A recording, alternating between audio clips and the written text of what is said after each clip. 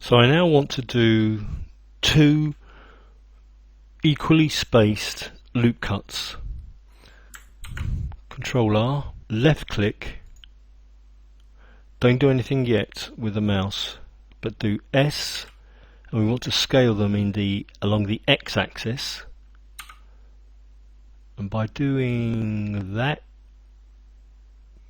you can. So the sequence was, set again, Control R, choose your number of loop cuts, S in the appropriate axis, X in this case, left click, you're done.